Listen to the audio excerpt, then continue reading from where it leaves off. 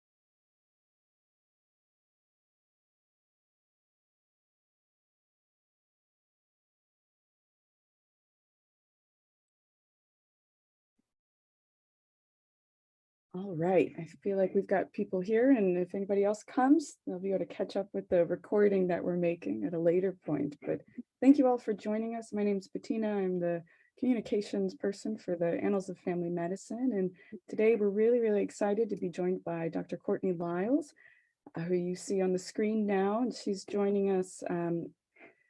Well, she is an associate professor at UCSF in the Division of General Internal Medicine, as well as several appointments within research groups at UCSF, including the Center for Vulnerable Populations, as well as the Department of Epidemiology and Biostatistics, and is also appointed as co-director of the Innovation and Research and Informatics Core. But today she's joining us on the heels of a publication in our journal of her paper titled Centering Health Equity in Telemedicine. So we're really excited.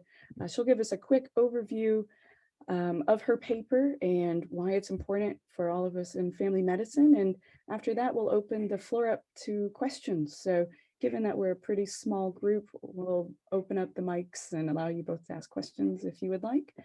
And with that, in the meantime, if you do have any technical issues, go ahead and chat us and we will respond to you there. Courtney, I see your message, so give me 1 second there. Thank you so much for having me. I'm really excited to be here. I'm definitely excited if you all have questions. In the second part, I was just going to talk for a few minutes about the piece we wrote, and then I'm going to open it up and have a conversation if there are questions. So I'm excited to be here. Okay, let me share my screen. We all set. Great. And then I'll get started. Okay. So I'm here today with the opportunity to talk about a piece that we wrote in the Annals earlier this year, I think in the summer issue, Centering Health Equity in Telemedicine. And of course, this is not just my work alone, but the work of my amazing co-authors who are shown here, and also many other collaborators that have been working on me with these topics for the last decade or so. And this was done in collaboration and funded with the Commonwealth Fund. So that this is sort of the piece that we wrote. I thought I would spend a little bit of time talking about how we decided to write this piece and what we were thinking about, and then just spend a few minutes talking about the piece itself. So essentially what we have been thinking about a lot over the pandemic and also before the pandemic is just how multifactorial digital health equity is. And so we've been thinking about and writing that for a while. And the reason I show this here is that I think sometimes during the pandemic, there was this a little bit of a dialogue about things like broadband access and about important topics that were not allowing all individuals to be able to use online services in an environment when, of course, things were shut down and online was a primary and the core way in which we would interact with the world. And in our experience working in a safety net healthcare delivery system and working across community groups and things like that, we were really wanted to communicate that actually there's many, many levels happening at the same time that influence equity. And how can we, within healthcare systems, which is maybe shown in this blue bar here at the services level, how can we push ourselves to move outside of our band or our silo and think about these broader factors? We were doing a great job talking about broadband for the first time, in some sectors, but how can we also think down through the community, the family, and of course, the individual patient level to really think across these levels and strategies that would move us to really advance digital health equity. So we were thinking about, frankly, how nuanced it is and how we need to have a communication about these broader factors. And so that was sort of swirling in our minds. And then the second was we were doing a lot of data collection within our own healthcare delivery system in the midst of the pandemic that was informing sort of what we were thinking about and what we were seeing.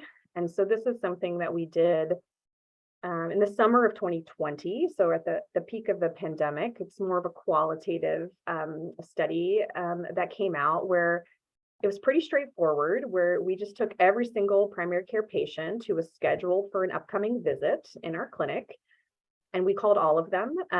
About 88% self-identified in the EHR as from a racial ethnic minority group, and 56% of these patients were non-English speaking, which is pretty typical for our clinic and the types of patients who needed visits during the pandemic. And then we just went through the steps of asking if they were interested in trying out not just any telemedicine encounter, but a video visit with their provider. And then we went through the main barriers and the main points that we knew might come up for our patients given our previous work, like which kind of device they had, what kind of internet or data plan do they have at their home, and any other barriers that might come up for them to practice a video visit or use a video visit during the encounter. And this study showed that 65% of the patients that we called wanted to try a video visit or were interested in doing a video visit with their provider. Pretty similar to a lot of other research we've done on patient portals and other technologies that help increase the convenience of care, let alone the pandemic and the need to try to have more connection with their provider and have a different type of encounter and to stay safe, not come into the clinic during this time. But despite that high interest, there was over 50% said they had some type of barrier. Either they couldn't practice it with us, or they were worried about their data or their Wi-Fi, or just hesitant about using the technology or using it for healthcare in general. And so you can see here, one level down, that the interest did not match the ability for everybody to try out or practice the video visit. So we were thinking about this, right? Like, what does it look in real life to offer patients in our delivery system video visits, and then how does it play out? And then on the flip side, we were collecting, quantitative data. We were looking at our administrative data, and we were thinking about what is our outcome, what are our utilization of different encounter types look like at the same time during the pandemic. And so we collected data, and we actually combined it with about, I think it's 40 safety net healthcare settings across California. We were working in a collaborative on telemedicine equity during the pandemic to support each other on, in this crisis, and try to share lessons learned about how to deliver telemedicine at scale. And what's really interesting is the numbers go down even further. So I showed you 65% were interested, about half of them had some barriers. The real raw numbers at that time were less than 5% in any of these healthcare systems were actually doing a video visit and completing video visits with their provider. And there were a lot of telephone visits. So the light gray bar is that video bar. You can see it barely budged. And the darker blue bar in the middle is the audio only visits, which were the vast majority of telemedicine that we were doing. And I'll tell you, I've looked at the data in our healthcare system for many, many months. It looks about the same, if not even lower rates of video visits now, given that we've returned to some mostly in-person care. So I think the reason I show this quantitative and this qualitative data to you and sort of what we were thinking about is, again, how nuanced this is and how one solution is not going to solve this issue, but that there's a big disconnect between the number of patients who are interested in doing this and the ability for our systems to be able to support all patients and be able to try it, and to work on workflows and team models and all sorts of other things that needed to happen to be able to meet meet patients where they are. And so this was sort of why we wrote this paper. We were seeing this and we were hearing about a lot of solutions, but we really wanted to talk through how multifactorial and frankly, how long-term and how embedded these solutions needed to be if we were ever going to achieve equity in sort of what we were offering at scale. So, okay, so that's sort of what we've been doing. And then of course, there's so much amazing work out there that we decided to take a health equity framework from the Institute for Healthcare Improvement. This is just one of many, but one we liked, where we would say, okay, where we know that there's existing really great literature out there like this, like detailed white papers about how healthcare systems can embed health equity into their organizational infrastructure and into their everyday work. And then we see what this looks like for telemedicine.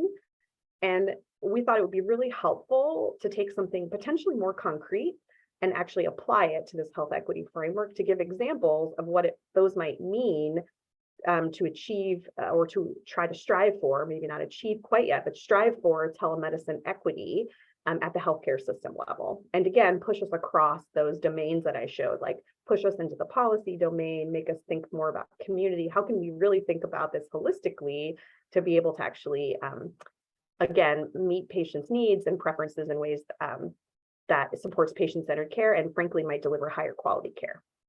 So these are the 5 pillars.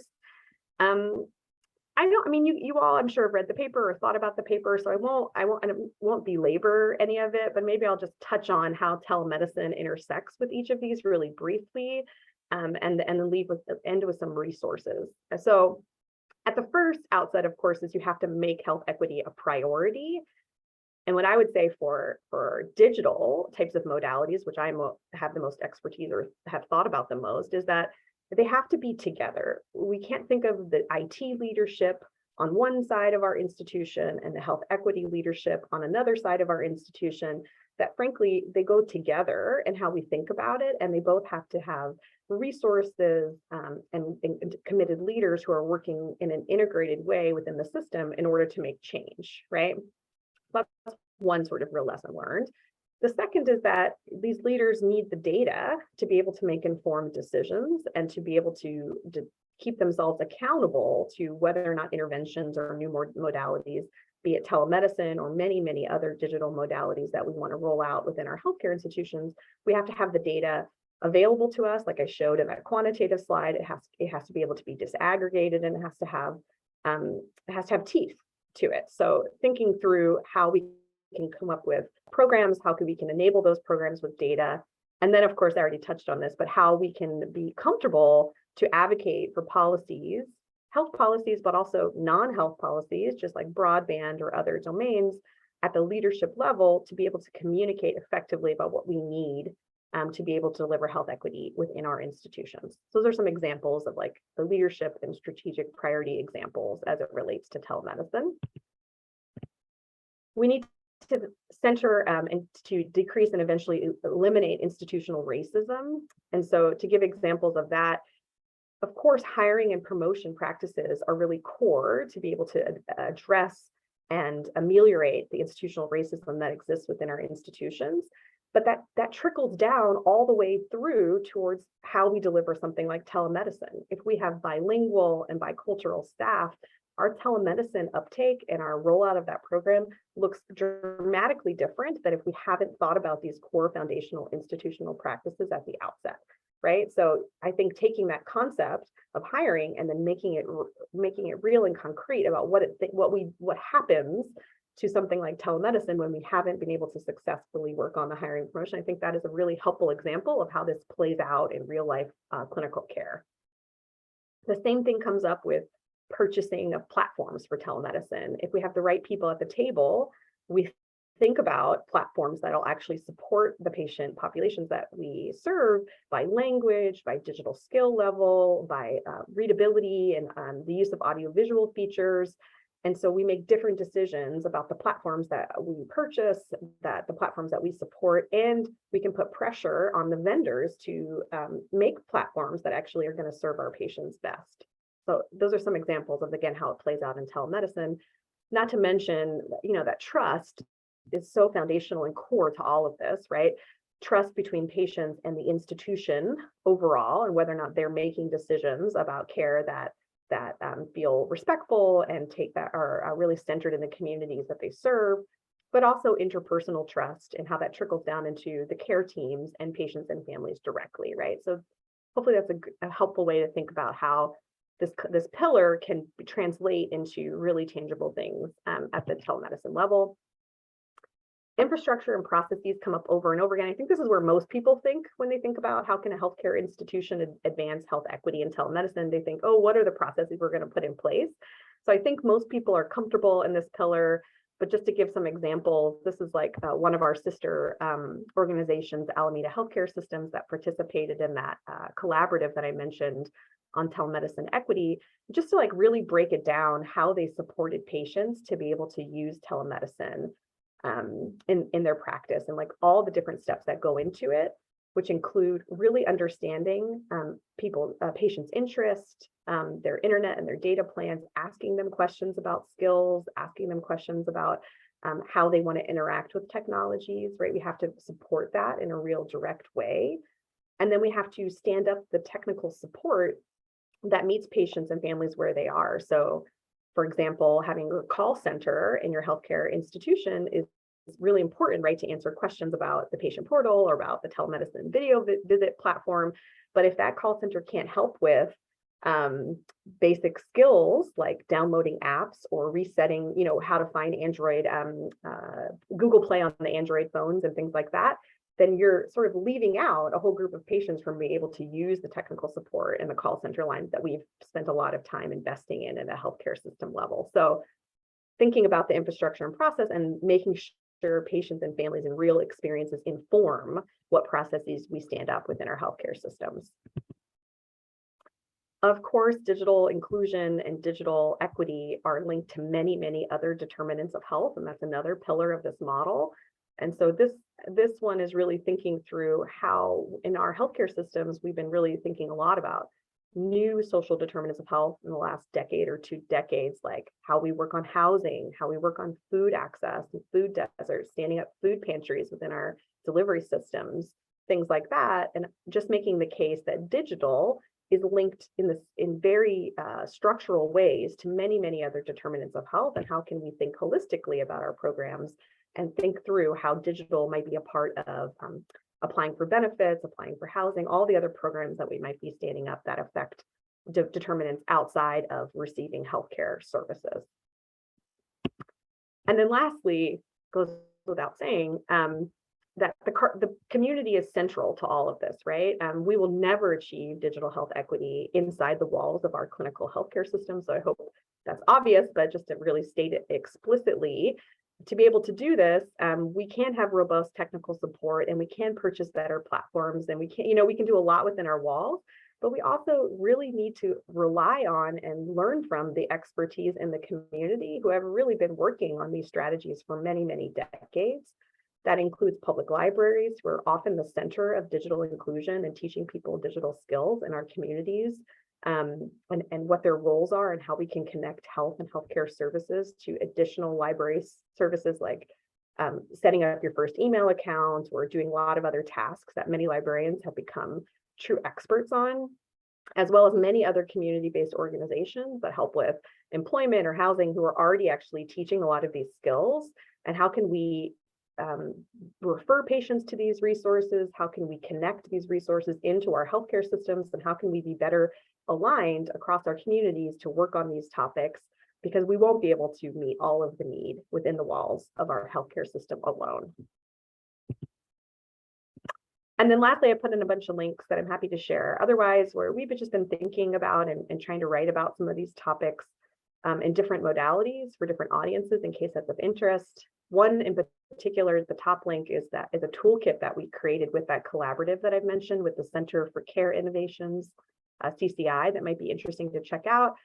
And then I put a few other resources towards the bottom that are really about how governments have been approaching digital equity. So this is the San Francisco example of our digital equity office that sits within our mayor's office, and maybe how our healthcare systems can be better connected into that, and national community-based programs like the National Digital Inclusion Alliance, which is the NDIA shown on the bottom, and what they're doing at a national level to try to, again, increase broadband device and skills across our nation. Hopefully that's sort of a holistic view of sort of what we were thinking about for the paper, and I would be thrilled to take a few questions. Great. Before I open up everybody's ability to speak or turn on your video camera, I just wanted to verbally note that we are planning on releasing the recording of this publicly. So if you're uncomfortable with being included on that, and again, it's going up on our YouTube channel, just message me in the chat or send me an email. I've placed my email. Just let me know so I can remove you from the recording, but you can still ask your question if that's easier. So with that, I'm going to do my magic clicking. So everybody is allowed to talk if you would like. You should be able to turn on your cameras as well. And with that, if you have a question, feel free to go ahead and ask. Maybe as you're maybe as people are thinking through their questions, Courtney, one maybe criticism we see in academia when it comes to social determinants of health and family medicine, a frequent criticism is, how do I best put it? You know, family doctors in particular are having to do a lot already. And so one more thing can feel like a lot, you know, particularly on the heels of COVID burnout and staffing shortages and things, these sorts of things. Maybe you can talk through how you've seen that in your research and what, you know, how family doctors might be able to include some of the results of your research without it feeling like an extra burden. Yeah, I think about that a lot. And even when I say the words, you know, screening for devices, screening for skills, and referring patients to outside the community resources, I realize that those are extra things on the plate. I think the way I've thought about it, at least in our delivery system, which is, you know, resource limited and staffing is always a challenge, is really integrating this into the flow in a way that truly makes sense for providers. So not too many questions, not too many things to add, to be honest. Like, can we ask one question about device, one question about data and internet, and then one question which we use a lot, which is, you know, how comfortable you are on using your apps or your services on your phone on your own as an indicator for skills, for confidence in being able to use skills. And then from there, triaging people to the right kinds of services that they need. I think that to me is the holy grail. When people have a very diverse set of needs related to digital skills, you have to ask a few questions, but then you don't want to spend a ton of resources delivering the wrong intervention to that patient, right? You want to then send them, this person just needs a password reset. They should go to the call center. You know, that's something really straightforward. This person needs a new device. You know what I mean? That requires more hands-on support. So I think that's the way I think about it, really pragmatically. But I do think, unfortunately, we're going to have, and that whole care team, like, I don't think physicians necessarily need to be asking about devices, but we need to thinking holistically about how to ask a few more questions and then how to meet people where they are, because it's a foundational part of what we're offering in healthcare. And sometimes we haven't actually asked some of those foundational questions about it. And then we're like, oh, no one took it up. No one used it. And I think so we need to start having a conversation, but do it in ways that actually work within the wall, you know, within the workflows that we have. I'm very aware of that. We had one more question trickle in, and what do you think there's a role for people trained as digital healthcare navigators to help people with limited digital literacy? I think so. It's been really, I've seen such an explosion of that in the last year, which is really exciting to see. Actually, at the upcoming American Medical Informatics Association meeting, and I think it's next week, there's my colleague who works on me with this is on a panel talking about digital navigators across healthcare systems. So there's some accumulating data, and I think it's really promising. I think I would just go back to what I just said, though. I think we really need to be careful about creating too many roles. So I both think it's really important, and I both also think we need to be really careful about, you know, maybe it's a community health worker / digital navigator blended kind of model. Maybe some of these tasks are taken on by the centralized support centers, and then, you know, and then other people are triaged to a digital navigator who may need more hands-on support to be able to practice skills. But so I think they're important, but I also think I'm very pragmatic when it comes to it. I want to make sure we're using them in a way that makes sense and not just adding additional people. So I think yes, and is my answer to that question. Definitely. And you certainly touched on some of the linking to other community programs that are maybe offering similar services or can even help somebody get internet if they don't have it but are interested in making a call. I know in some places, like you mentioned, libraries are really keen supporters of that. Yeah.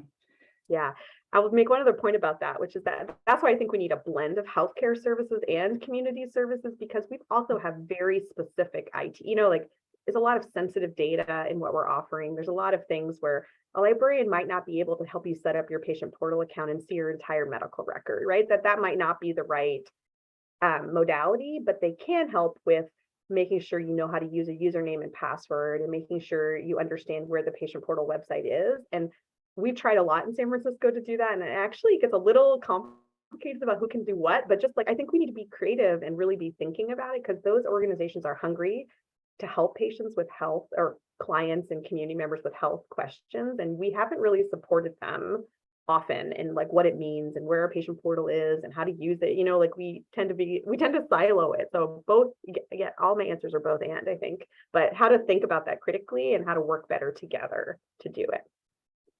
Sure. And do we have any other questions from anybody on the call? If not, I'll ask too, how, as a researcher, how would you even go about measuring kind of the quality of community linkages and contributions to health equity? I love all your questions. We've read a lot of grants recently about it, trying to tease it apart. I think it reminds me, maybe this is oversimplification, but it reminds me of how we're thinking about referring for other social determinants of health within our healthcare systems, right? So there's a lot of process measures about how many people are screened, how many people are referred, how many people close the loop on the referral, right, out there. So that there's some existing literature out there. And I think I'm trying to add digital as one of the things that we might screen and refer to in our list of social determinants of health.